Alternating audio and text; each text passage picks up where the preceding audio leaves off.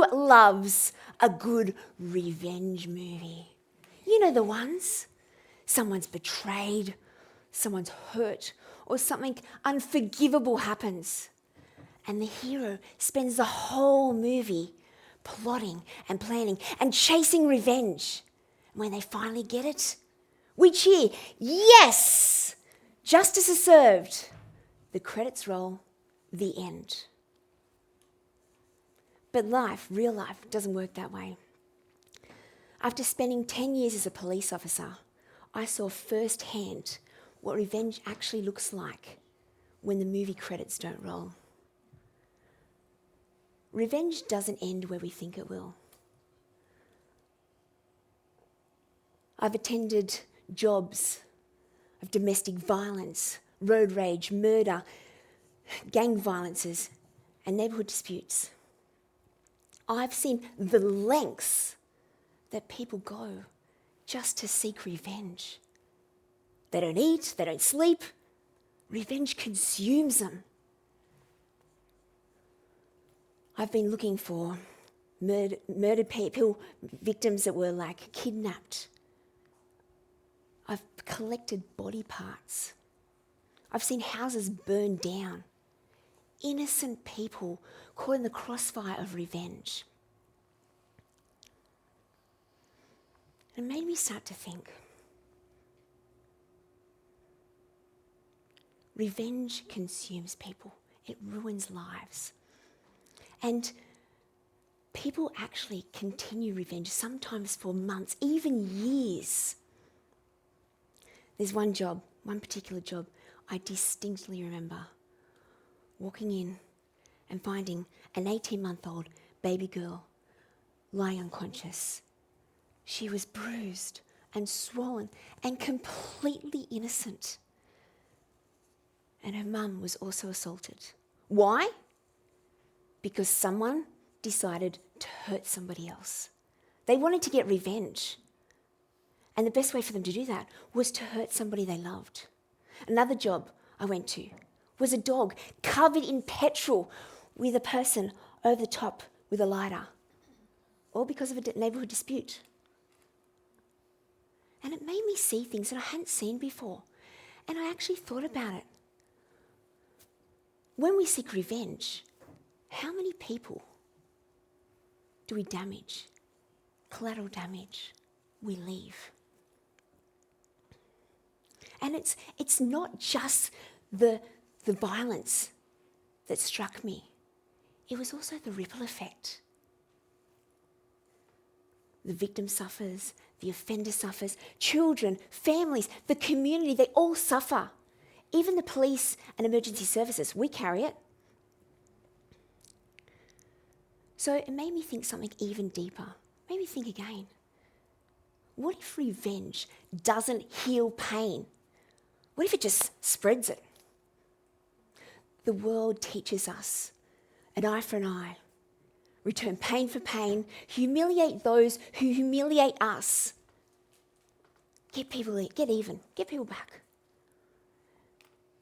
So if that's how revenge and pain spreads, is revenge really a strength? Is revenge really a strength? No.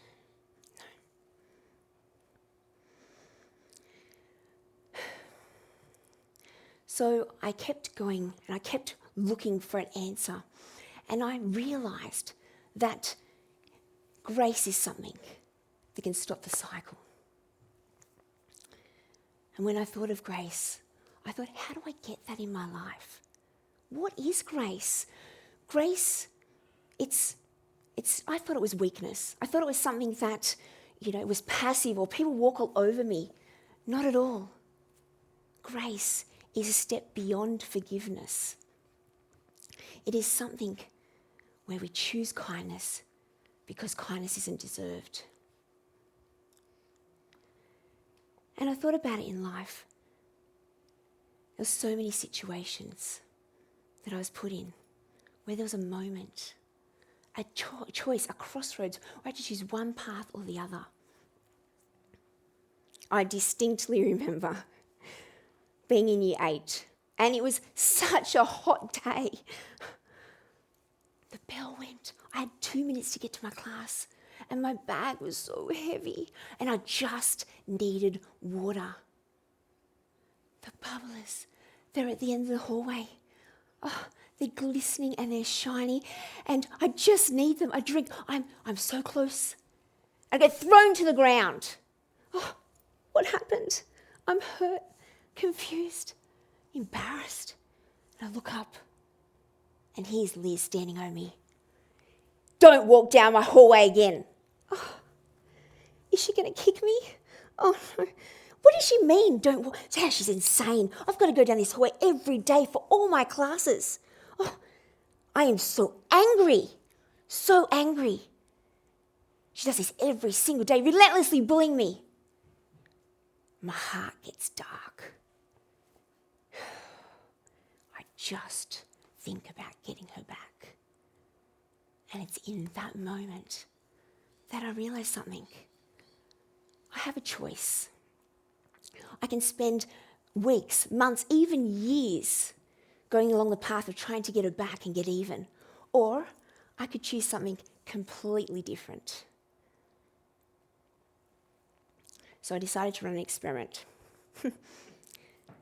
I thought, I won't look for anything I dislike about Liz. I'll look for something that's good. Eventually I found it. She was a great singer. So one day I nervously went up to her. Liz, you've got an amazing voice. She grunted. It wasn't like the hallmark ending that I was hoping for, but it was something different. I decided to continue to looking for the gold. And it was years later that we were actually saying hello in the hallway. Not enemies, not best friends, just human. And that taught me something so powerful. That her behaviour didn't influence me or change me because I refused to let it. So if grace really does change and stop the cycle of pain, how do we choose that? I thought it was like one big decision, but it's actually 3 little ones. The first one, I do them every day still. The first one is getting your head right. So we need to get those thoughts right. And when Liz hurt me, I kept replaying it over and over again. And the thoughts started to get darker and negative, and they consumed me. So to get my head right, I had to realise that I refuse to let pain write my story. I had to get an open mind. And that then released me and gave me clarity to be able to make the decision that I need to make and see it clearly. The second thing is to get your heart open. After I got my head right, my heart was softened. And I didn't see Liz negative anymore or disliked her. I saw it differently. Once I opened my heart, it helped me with my decisions, it helped me with the way I saw people and all my actions. So instead of asking, what does she deserve? I actually asked, what might she be carrying? I didn't see a bully anymore. I saw a person. Grace can change things. Thirdly, moving forward. When you move forward, I actually thought that meant if I forgive Liz, it meant letting her off the hook. But that's not right. I was wrong. It let me off the hook. It gave me the freedom, the weight that I had been carrying. It wasn't hers anymore. It was mine. Finally, grace gave me permission to put it down.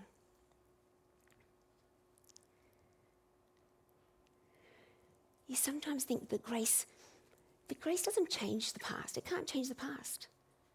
And it doesn't mean forgetting. It just means to refuse to let yesterday damage today. Grace, it's one step forward and one step away from bitterness. One step towards freedom. That's what grace gave me. Freedom.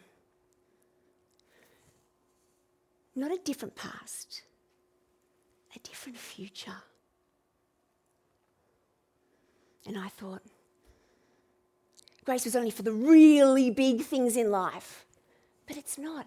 It can also be for the tiny little things every single day.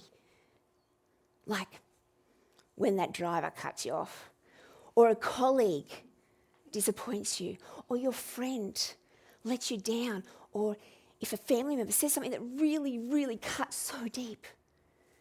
Every single day we come and stand at a crossroads. Life taught me that being the hero may not be about fighting enemies. It's about refusing to make more. Pain, revenge has to stop somewhere. So, the next time someone hurts you, I want you to think again. I want you to ask yourself one simple question. Will you push the pain on, or will it stop with you? Because revenge, it passes the pain on. Grace stops the spread. Grace, it can't change what happened, but it can change what happens in you and me.